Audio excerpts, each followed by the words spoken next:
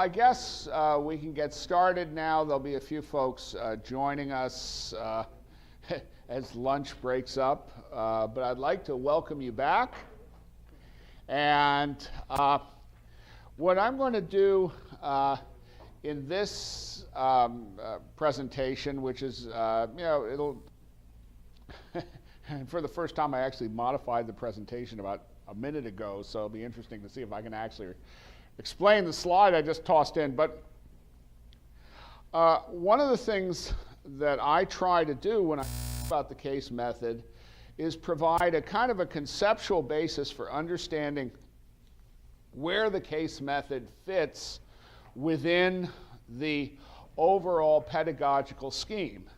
Because I am convinced that every educational technique has a place somewhere in your repertoire, whether it be lectures, videos, case discussions, exercises. The real question is aligning the pedagogical technique with what you're trying to accomplish.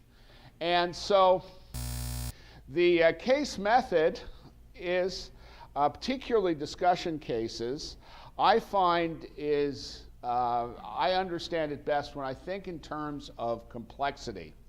And complexity is probably the area where I do most of my conceptual research. When I do a presentation here on Thursday morning, it will involve thinking about how complexity affects the way we inform. And after many years of studying complexity, I have sort of become convinced that when we talk about the complexity of some sort of task, including the task of learning, there are really three key dimensions that we need to think about. And one of those dimensions is, what do we need to know in order to perform the task? So this becomes the dimension of unfamiliarity. Another is, where do we want to go? What is it that we are trying to accomplish? The end state. And here we're dealing with the fitness of the particular goal that we're choosing. And then finally, we have how do we plan to get there? And here, what we're dealing with is how complicated the task is. So just looking at each of these dimensions a little bit more, the dimension of unfamiliarity is basically something that we experience inside our head. The more unfamiliar a task is, the more difficult we find it, the greater uncertainty, where we keep seeing, every time we look at it, we come up with a different picture. Is this someone playing the saxophone, or is it a portrait of a woman? Unfamiliarity on their cell phone all at the same time, and they only have an accident like every 10 miles. The fact is, though, as you repeat things, our brains are wired so that it requires less and less attention. It feels less and less complex, though when you actually try to build a computer program to do these tasks, you discover just how difficult they are. At MIT in the 1960s, they assigned one student the task of solving computer vision as a summer exercise.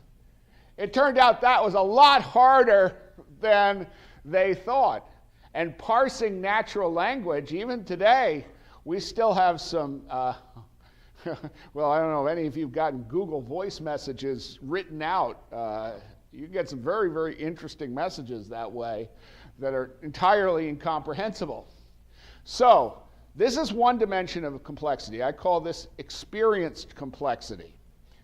Now, another dimension of complexity involves how complicated things are. And to illustrate this, here is a street map of New York, Manhattan, and here is a street map of Boston, two cities in the US. Which of these is more complicated? New York or Boston? And how do you know that? Well, because I wrote it right on top. But assuming that I had not written it on top, what is it that makes you think Boston is more complicated than New York? Yeah. If you were to write an algorithm to compress it, which one would be smaller?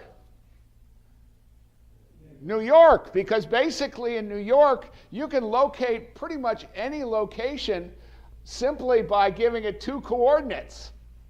It's a nice grid. There's a lot of regularity, so you could compress it down.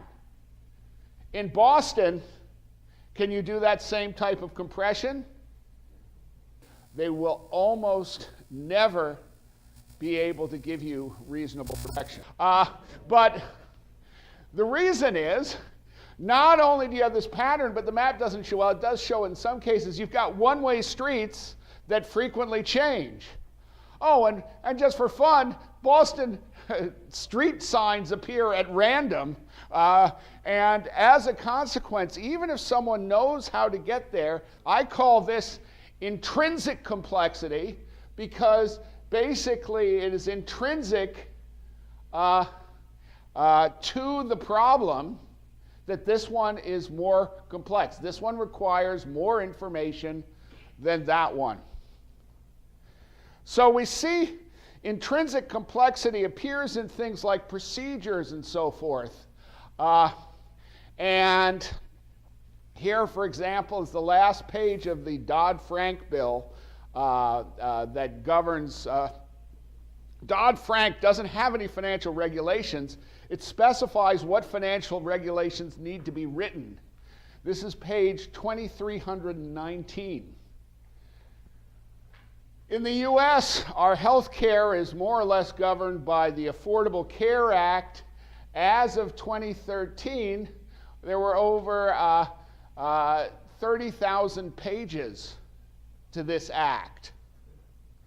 I like this. This is a simple product guide for which version of SAP to buy. This is one nasty product when you try and figure it out where you should be going. This looks like a procedure for how to request and get a vacation at an organization.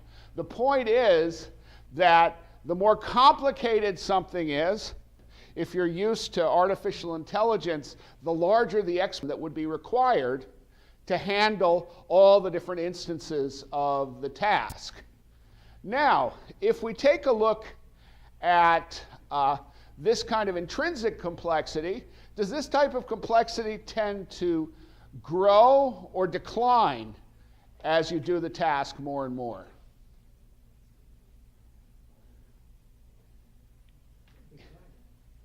Well, that's it. What declines is how we experience the complexity. But each time we do a new version of the task, what happens to the information?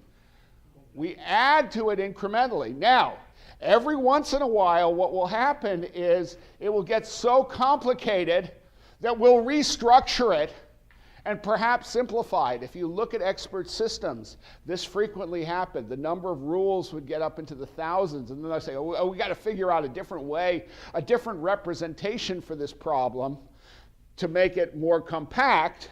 And so from time to time, you'll have a radical restructuring that often happens very quickly.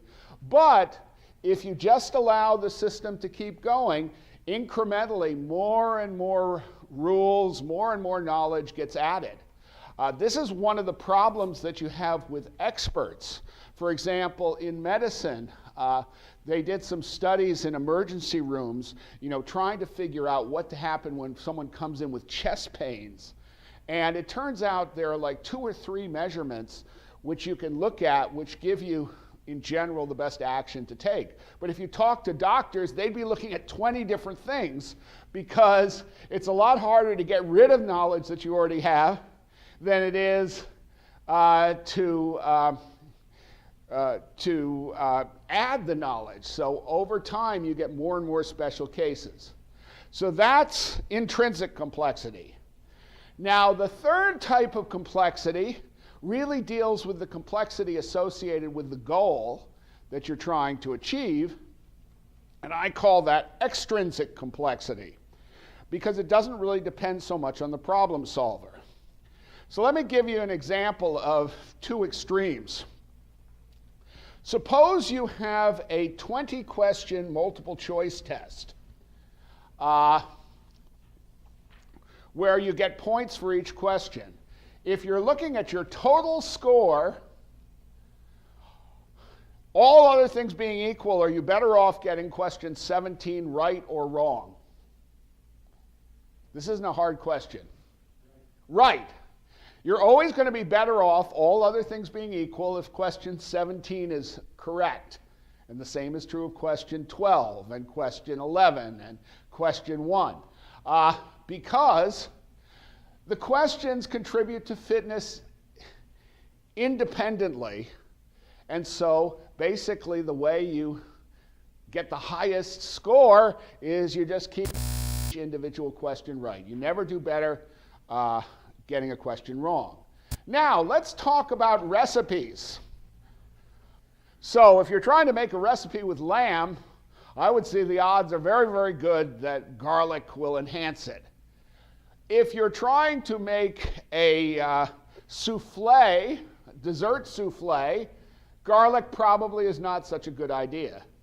There is a recipe, there is a restaurant, every single dish has garlic in it. Appetizers, wonderful. Main courses, great. Go to the ice cream store next door for dessert. You know, garlic ice cream is just a novelty. You know, so when you get to high extrinsic complexity, the fitness of your outcome depends upon the specific combination that you have as opposed to the individual elements.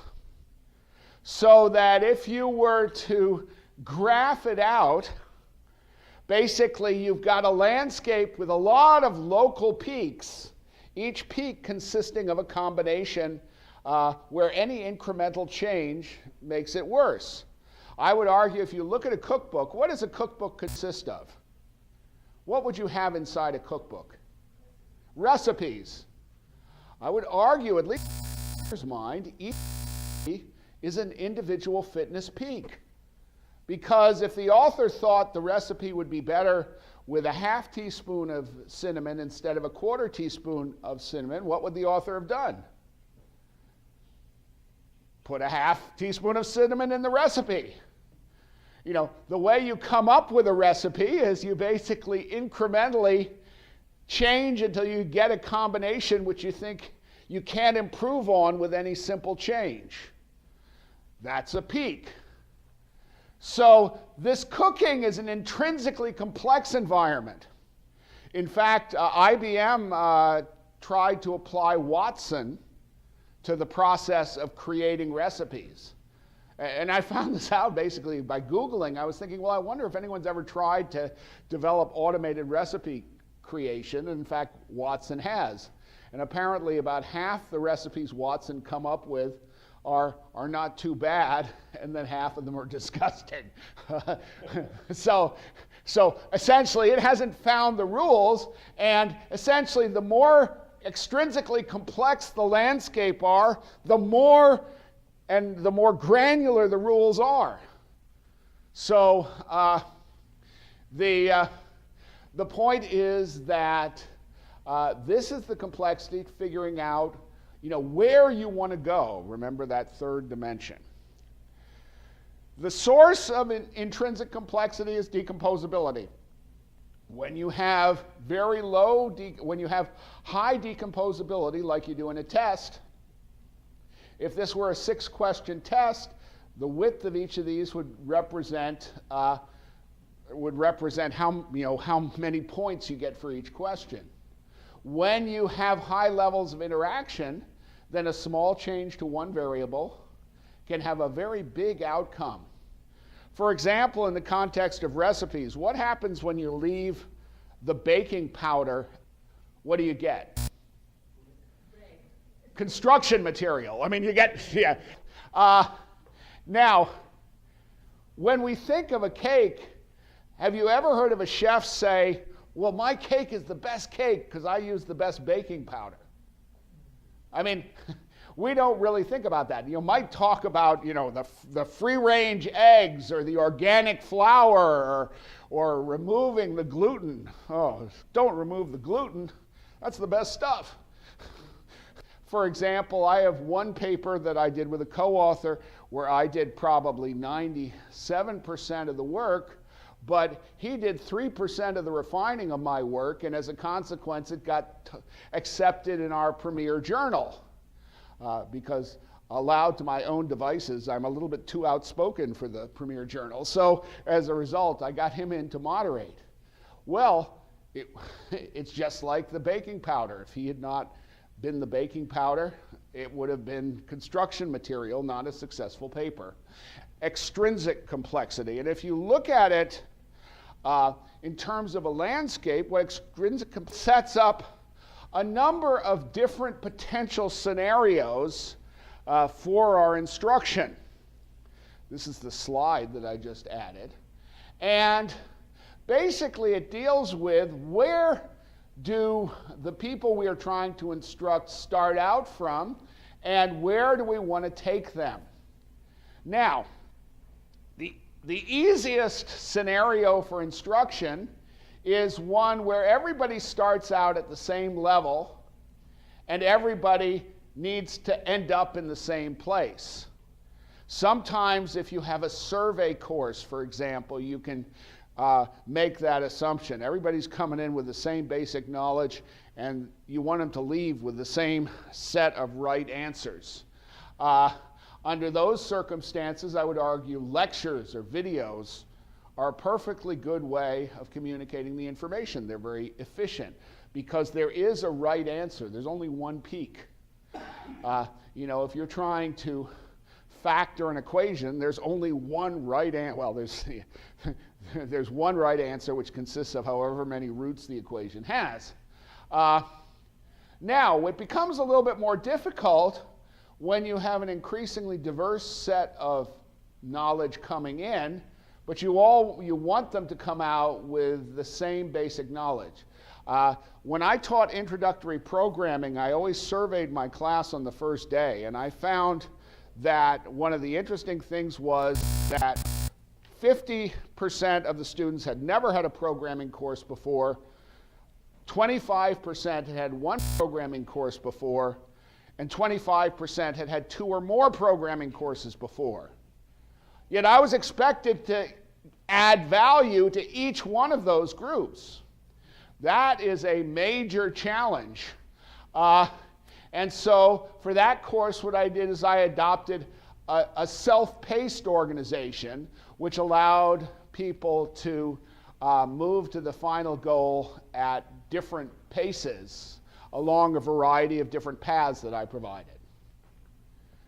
Now, scenario that you used to have a lot, but becoming a little bit less common today, is where you start with a fairly homogeneous group of clients, but you're trying to get them to think outside the box. And an illustration that I like to use, I don't have it in this slide deck, but is an old picture from 1963 of a Harvard Business School class. Every single person in that class is male. Every single person in that class is wearing a suit. Every single person in that class has a short haircut. In fact, the only real distinguishing factor is some are wearing glasses and some are not. And I would argue that a group like that is going to start a lot closer to the same place than what you would find if you looked at a typical class today, where you've got every gender, well, in this group, every continent except Antarctica, and I guess Australia. You've got a wide range of backgrounds, and so under those circumstances, you end up over here. But if you have a fairly uniform group, probably the challenge that you want to have is getting people to think about things in diverse ways. This is the environment in which the case method really evolved.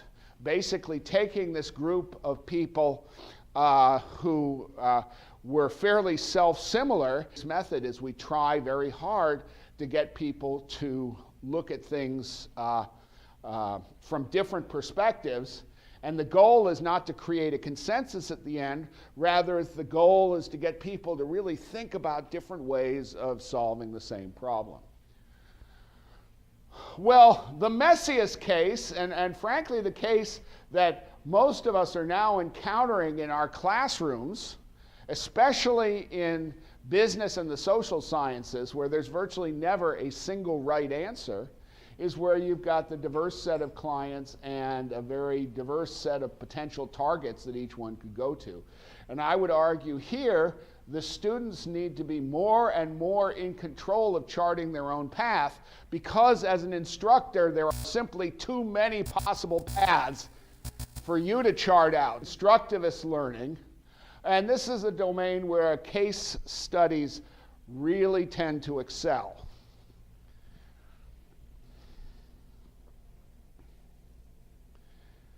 So, the bottom line of all of this is that the goal of discussion cases in particular is to build judgment. If we look at these three dimensions of complexity, we have the unfamiliarity dimension, the dimension of how complicated it is, and then this dimension of extrinsic complexity I was just talking about, ruggedness, how many peaks there are in the landscape. If it's familiar, not too complicated, I would say a lecture will do the trick. It will get you through it as quickly as you need to go.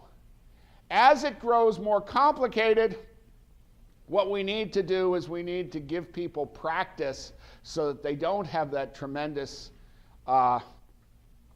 cognitive demands that complicated stuff does. And so you give them exercises to practice just to make sure they understand it.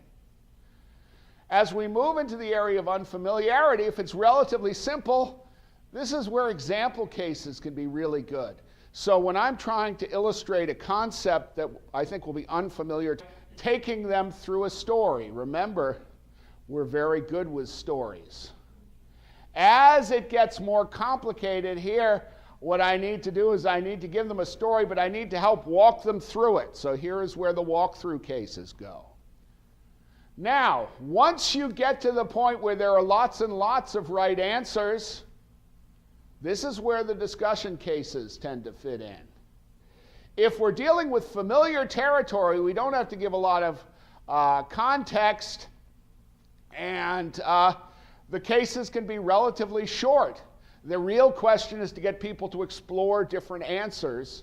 And so here's a case where you could have very short discussion cases.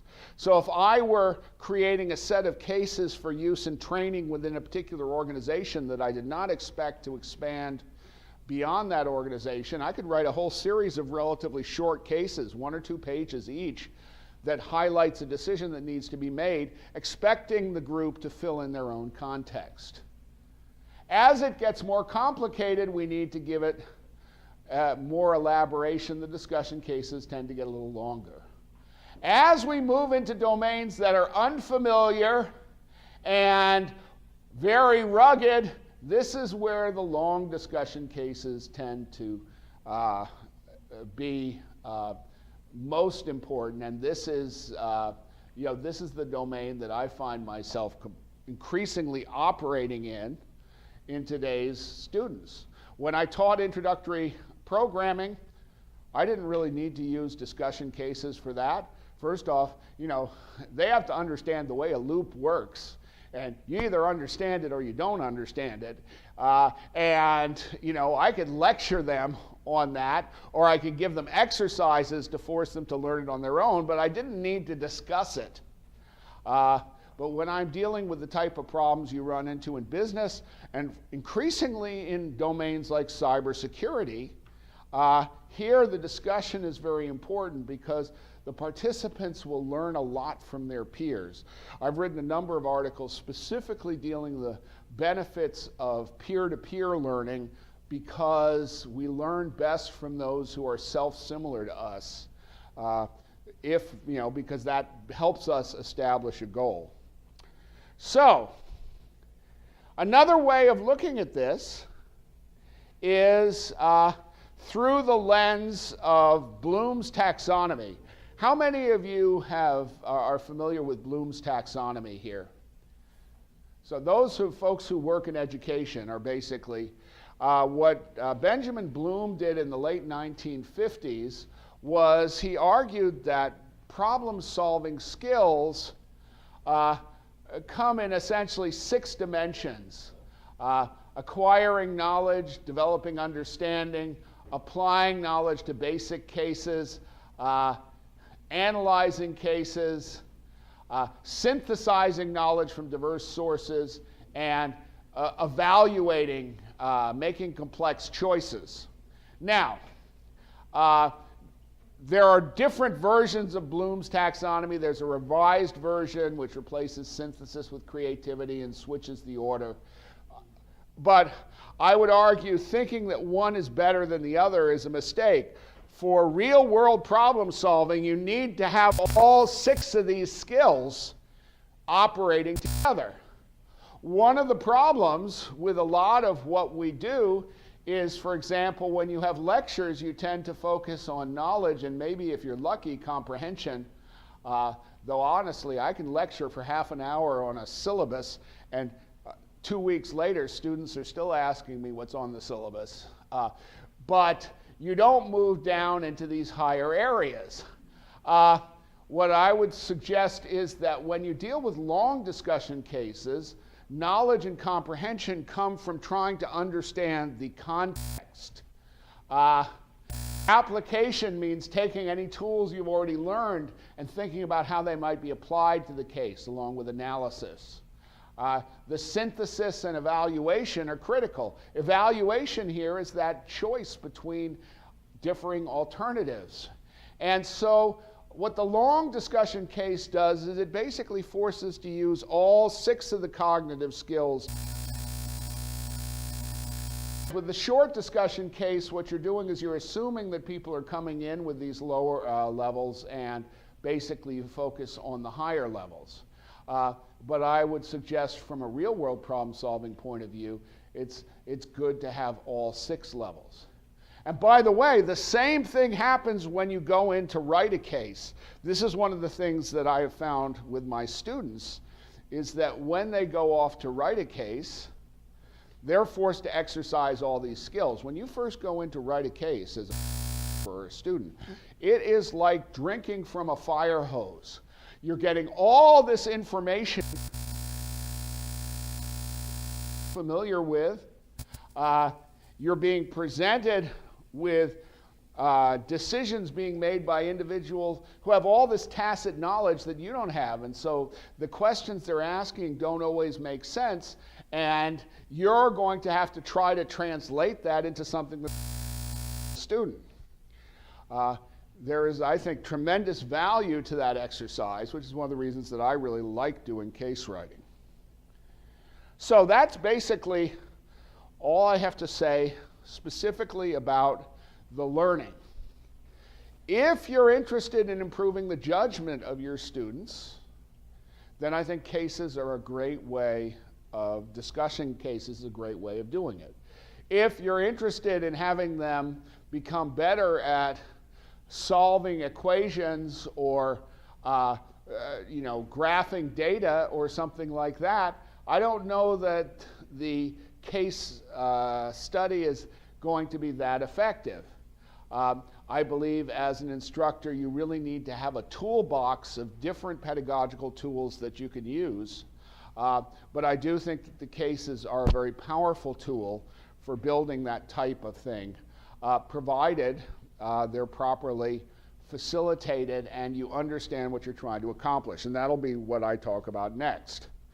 So give me a couple minutes to set up and then I'll move on to... So what I'm going to do is talk a little bit about facilitating case studies. If I were doing a multiple day workshop, we'd begin each day with a case study discussion, because that way you could actually see it in action about facilitating case studies, which is probably the worst way to convey this information, but given the time limits, it's the only thing that's available to me. So first thing is, what do you have to do if you're going to facilitate a case study? And keep notice I keep using the term facilitating as opposed to lecturing or as opposed to teaching, because really one of the things that you're trying to accomplish in a case study is not being the center of attention. So how do you get ready? Well, there are a couple of general approaches. One approach that I use is preparing the case as if I were a student. And so I sometimes give this guide to my students who subsequently never read it, so I don't pay that much attention to it. It's much like the syllabus, getting people to read stuff like this. But what I recommend is do an initial reading of the case, just to try to get a big picture of the decision. Try to figure out where you're going to focus your analysis. Determine what your units of analysis are. Are you trying to deal with an individual, an organization, a department? Who are the stakeholders affected? A lot of times we miss stakeholders when we do analysis like this. We do an analysis entirely from the perspective of managers, and we forget that they're also employees and shareholders and a community who are affected by these decisions. Try to start gathering facts from the case. Think about the protagonist. How are they going to be affected by the decision? Because that is certainly going to be in their minds. Look at possible alternatives if the case doesn't present them. And then once you've done that, sort of broaden your analysis to consider all the stakeholders, because sometimes when you look at the different stakeholders, it'll give you a clearer idea. And then these last two steps are specifically for students, so I don't focus. Lays out, for example, how you might sequence your discussion of the case. It identifies the specific theories that you might use. It does a lot of things that give you kind of a safety line as an instructor if you're not used to doing a case. My objection to teaching notes is that most of them are written before someone's ever facilitated a discussion, and what I discover is a lot of the times you learn some very interesting things when you come into discussion with an open mind. The other thing is sometimes the case writers get it completely wrong. And one of my favorite cases, if you read the teaching note, you would, as a result of taking it a different way. Also, I like analyzing cases. That's, I did my MBA analyzing cases. I got reasonably good at it, and it's kind of fun. It opens my mind, because as a faculty member, I think it's a good idea to... The danger of a teaching note is that if you follow it too closely, you end up lecturing the case, because what happens is you decide, okay, now it's 10 minutes, we got to move on to the next subject. And so you drive the case in a very visible way, and once the students see you going into lecture mode, they will be more than happy to let you lecture, because that requires less effort on their part, and there's less chance that they'll be embarrassed. So I tend to go in with a very laissez-faire attitude. There are different extremes. What I've done here in the last, I've buried the lead. The lead is you choose a style of facilitation that fits your personal comfort zone. If you have a lot of work experience, if you feel comfortable fielding random questions from your students, then you can be as laissez-faire as you want. The key thing is just to make sure the students are the center of attention in the discussion. If, on the other hand, you don't have much experience, my favorite case facilitator was a professor named Warren McFarland. I think he still does stuff at Harvard Business School, though he's the same way, including everything he'd written up on the board. But he managed to do it without anyone realizing just how programmed it was. I could never do that. I mean, in a million years, I could never facilitate a case that way, but he was very, very good. And I guess the point is that you have to find a style that is comfortable for you. And so the goal-driven strategy, which is the opposite of the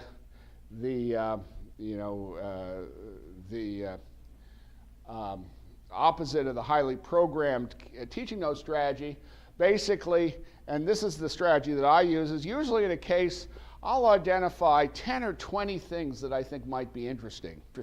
How many will I cover? It depends, but I would say if I get 2 or 3 of them that lead to really interesting discussions, things that we tend to forget as instructors is the more content we shovel, the more opportunity we give our students to forget things. So I would rather see a really engaged discussion on 2 or 3 topics than a superficial discussion on all 10.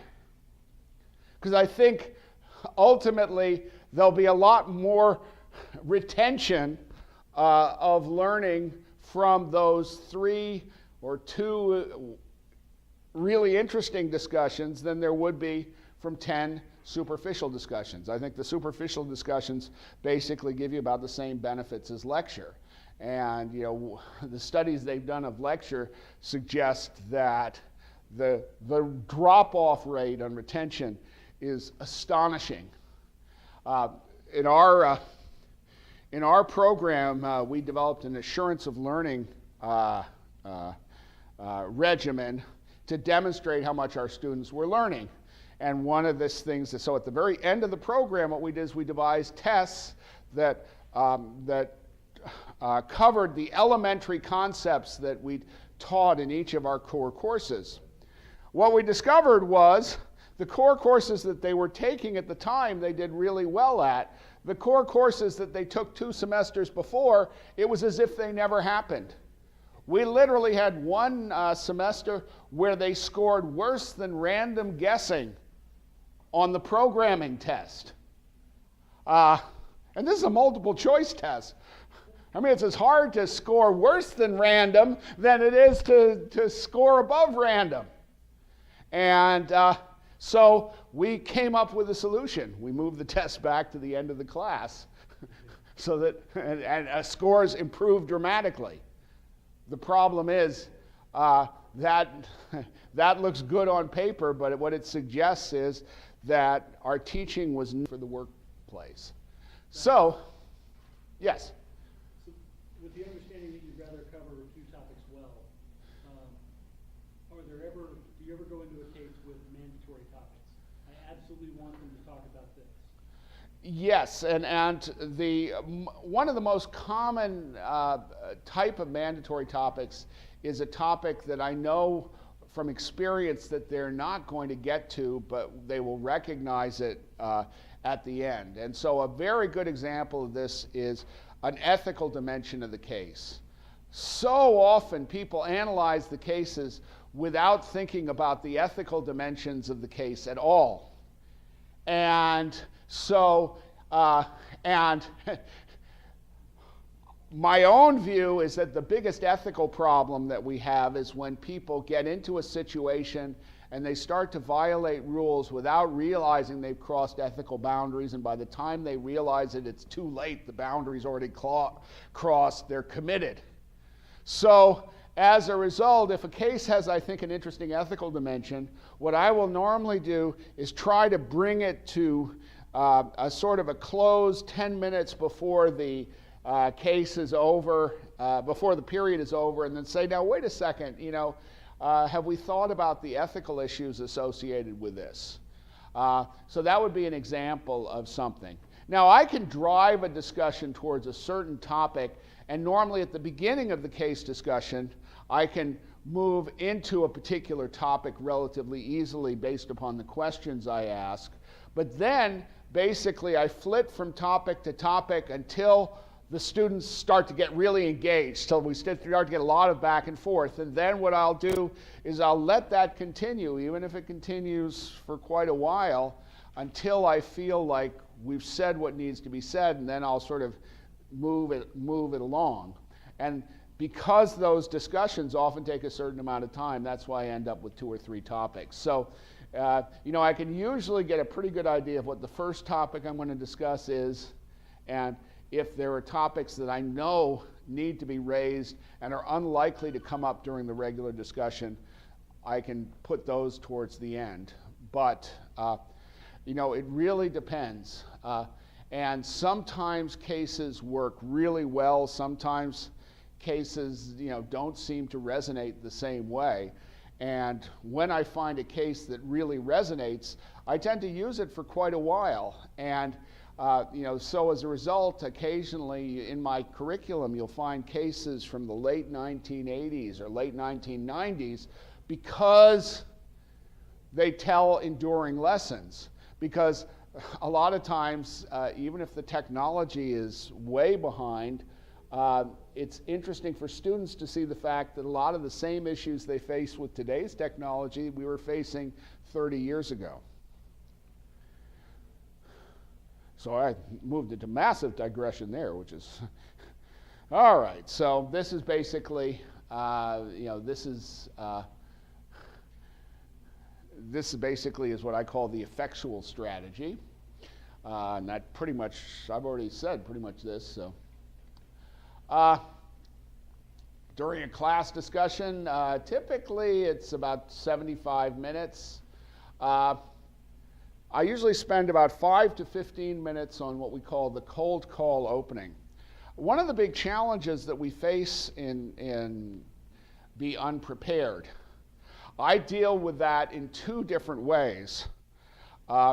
Because I frequently teach classes that are actually in 4-hour time blocks, I usually have quite a bit of time. And so what I'll do, and I'll talk about this later, is I will have a pre-case question that I will write up on board at the beginning of class and give them 20 minutes to answer, and then they upload it. The pre-case question is always conceptual. It would be nearly impossible to read the case and give a good answer to that question in the 20 minutes of time. So I know I'd get at least a little bit of preparation. The other thing that I do that ensures preparation is the cold call, which means that once they've uploaded their pre-case, I will wander around the room, I will point at someone and say, would you care to open? And that's the way they did it at HBS. And it's a very powerful motivator because you really don't want to be embarrassed in front of all your classmates because you haven't read the case. And I know this for a fact. It's very embarrassing. There's a particular finance case I still think about. I'd read the case, but it was a long time. I'd read it on a Friday afternoon during a rehearsal of the business school play, and the case wasn't discussed until Monday afternoon. The only thing I could remember was it was very expensive to transport concrete. It turned out that was not enough to do a good opening of that case. But what it does is it motivates people to prepare, and in a given class there will be a certain percentage of people who really hope to get called on, and there'll be a certain percentage who really don't want to get called on. Then we'll have 40 to 50 minutes of just regular discussion. Then we'll have 5 to 10 minutes where I'll sort of try to synthesize the discussion at the end, because a lot of times once the discussion has taken place, it's kind of hard for participants to wrap their head around it. So this instructor summary is where I do more of the equivalent of lecturing. 40 to 50 minutes, my main goal should be pointing at people and occasionally leading the class to cover another topic. Then if this is one of the cases that we develop locally, we might have the protagonist in, and then we let the protagonist talk to the class after having heard the discussion for 15 to 20 minutes. This is incredibly powerful when you can do it, but it means you have to develop local cases. So how do I motivate preparation? Well, the cold call I talked about, the pre-case question, but I would say the most important motivation is making the discussion interesting. A couple of research cases on trying to evaluate how much people have learned from a case discussion. As I say, it's very, very hard, in spite of the fact it's very clear that the students feel that they learned a lot. Bottom line, as I say, choose a facilitation style that suits you. Now, there are a lot of books you can read on facilitating. I liked one written by Christensen. Now, this is C. Rollin Christensen, the father of Clayton Christensen, who many of you will be familiar with for disruptive innovation. But he actually went through a list of possible questions. It never even occurred to me that you could label different questions. But if you're looking for things to get started, here are examples of the types of questions that he thinks that you can ask. And these are generic questions that can be used for many, many cases. And of course, as I mentioned before, all of these slides are available for download from that Canvas site. So, but of course, a lot of people like to take photographs of them, and you're encouraged to do so if you do. What about using group discussions for case studies? Because I often find that you put them into groups, they share the case story, they discuss, debate, and come back and make a presentation for group. And that is actually a technique which you can definitely do. Students, they analyze the case, they do a presentation. What I have found from my own experience is that student impressions of a case change dramatically when you have a facilitated discussion. And I certainly see this from our surveys.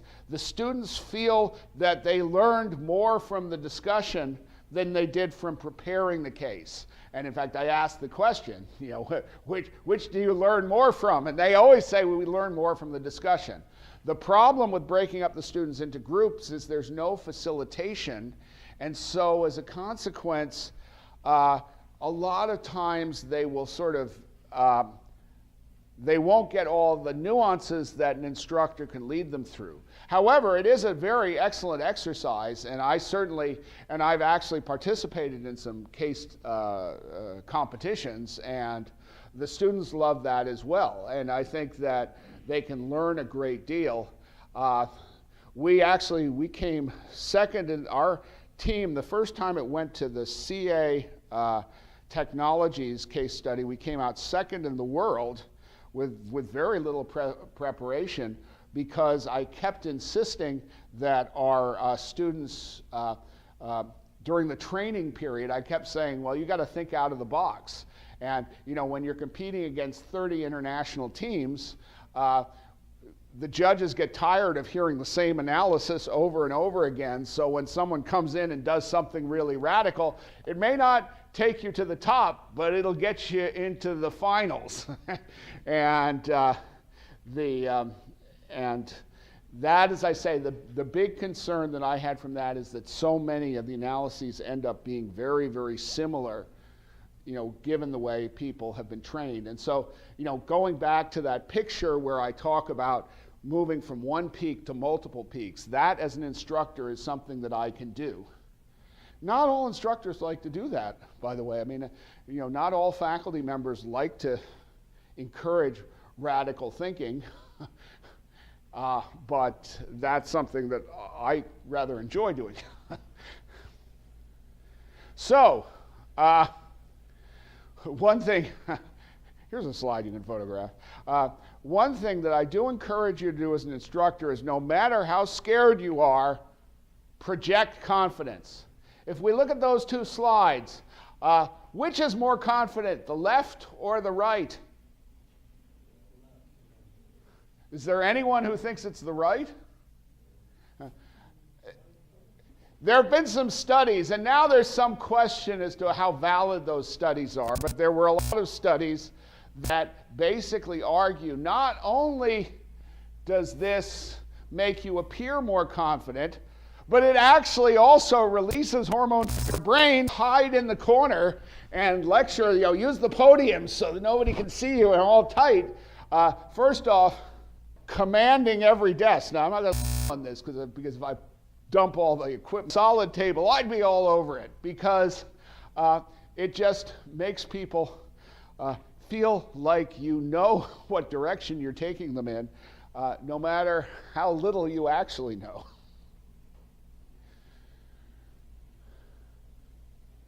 And that, by the way, that is the one piece of advice that seems to be universal across all case people.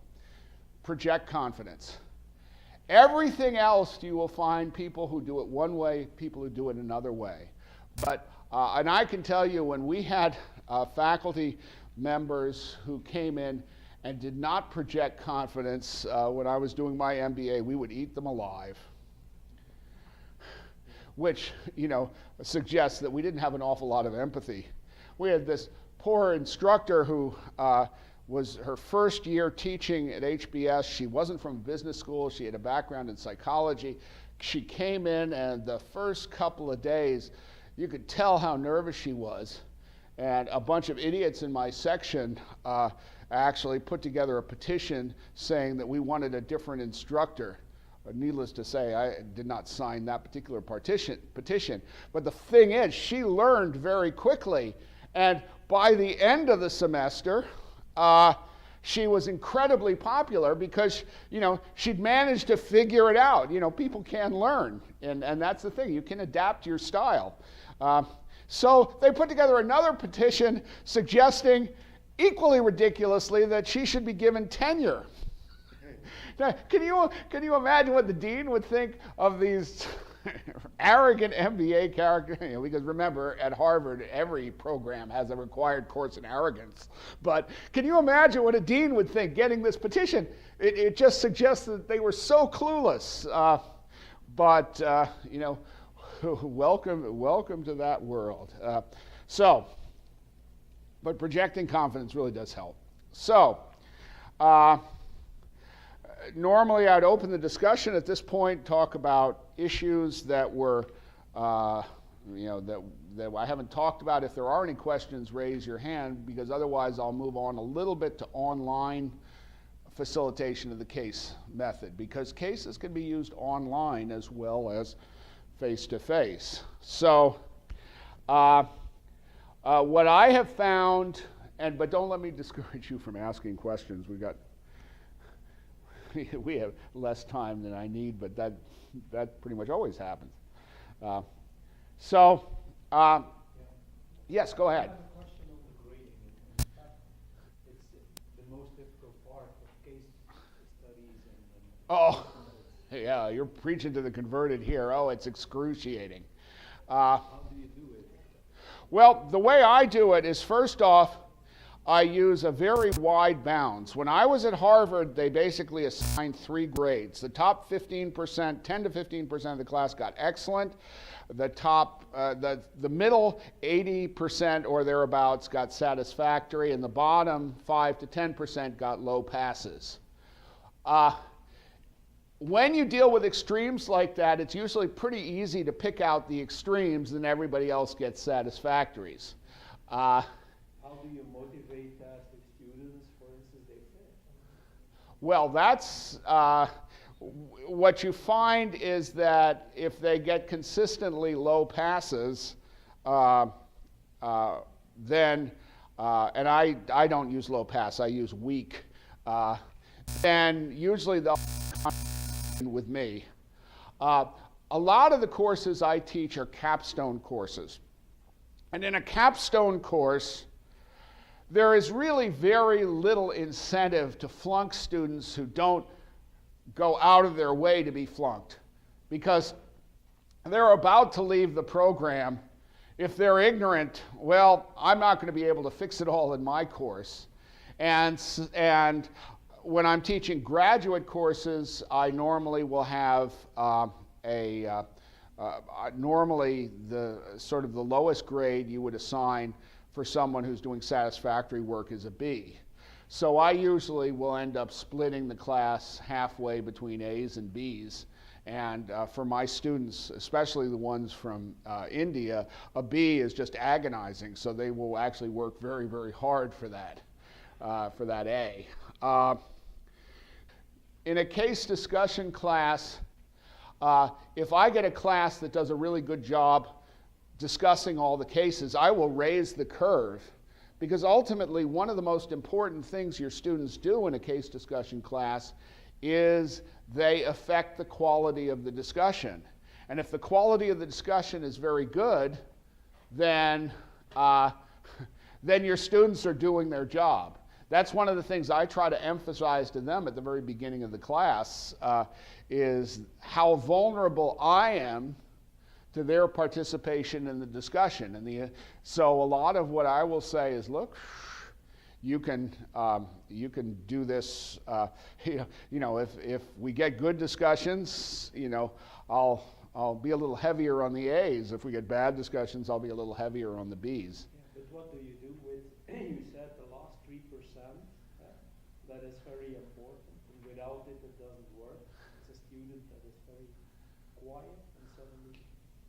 Well, that's one of the reasons I do the pre-case. I also do a post-case after each case, where I always ask the same 2 questions. What are the 3 most important things you learned from the case? And the second question is, how did the discussion change your mind about the case? And I read those things very carefully.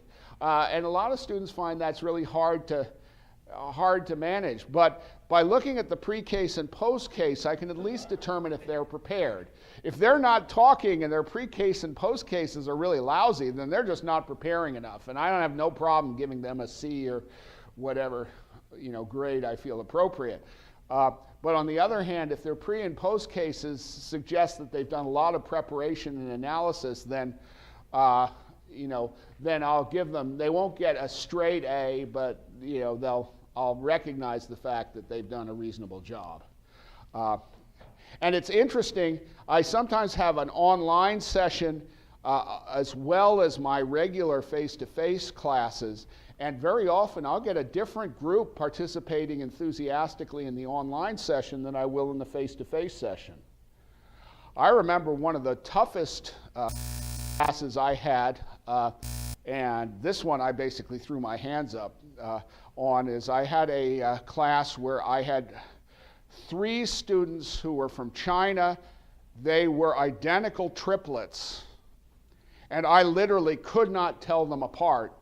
And they did not say a word the entire semester.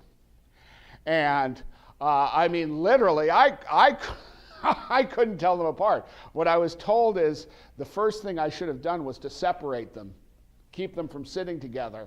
But I was told that after the fact. So it's imperfect, but I also believe that in any of our classes, there are going to be some students who skate by and get a higher grade than they earn. There are probably going to be some students who get a lower grade than they should have earned. It's an imperfect measurement, and all I can do is I try not to use the grading as a major motivator, because then they'll be motivated by trying to figure out exactly what I want. And I'm more interested in having them chart their own way to a solution than to try to satisfy me, because I'm a little eccentric. Satisfying me is not necessarily the best way to succeed in the workplace. Like most faculty, I have suspicions about my ability to manage myself out of a paper bag. That's what I count on my doctoral students to help me do. And that's one of the reasons why you can get very divergent perspectives. For example, if you got a case on a small business, the context of your analysis could entirely change if the protagonist who owns the company wants to retire soon or wants to keep going and pass it on to the kids. If that is not written into the case, then in the discussion, we're going to ask, well, what does the protagonist want? And you're going to get some people say, oh, they want to get out. Other people are going to say, oh, they want to continue running it. And in a sense, what they're doing is they're filling in those details with the way they would think about the problem or the way they would put themselves in the problem. And you're always going to get differences between that. And typically, as the facilitator, you're not going to know which one is right. So you basically give them you basically allow for the fact that under certain circumstances you might go one way, and under other circumstances you might go the other way. Because what you're really trying to do is build their ability to analyze and make a judgment, and you never have all the facts from a case.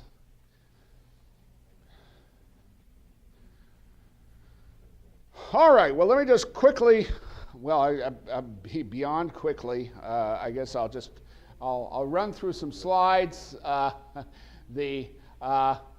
Here's an example of a case that I ran. The case writer was from Vietnam, so he was in here, and this was a synchronous discussion where we had everybody in the class coming in and doing a discussion on Illuminate, which I think is now Blackboard Collaborate. And one of the things is if you do a number of discussions on a tool like this, it actually looks a lot like the classroom discussion. If you want to go a step further, you can move to Second Life.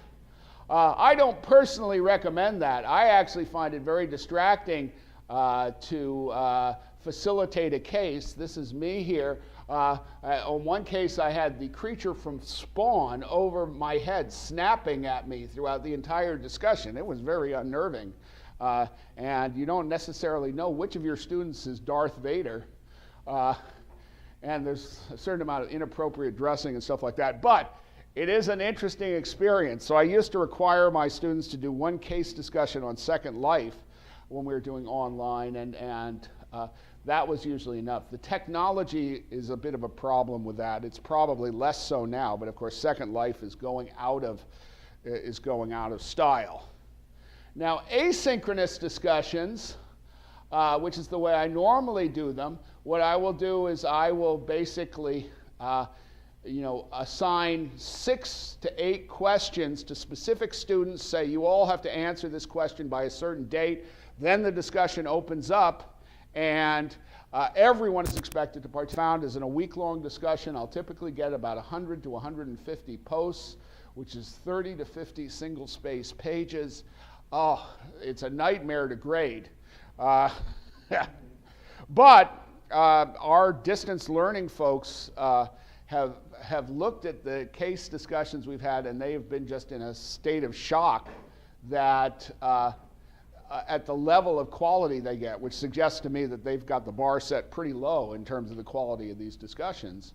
But interestingly enough, we've done studies where we compared online versions and face-to-face versions of the same course, and they are almost eerie in their similarity. I wrote an article on that with my colleague Matt Malarkey, and I think some of those articles are actually in the Canvas site that I created for you, so you can actually see that. Well, yeah, like always, I said, oh yeah, discussion. Yeah, well, since it's actually 2 o'clock, we don't really have time for discussion now. What I was next going to do is go in and go through the cybersecurity cases. I'm going to take about a minute break to go in and see if we can bring the books in, because I'd sort of expected them to come in automatically, but they haven't yet.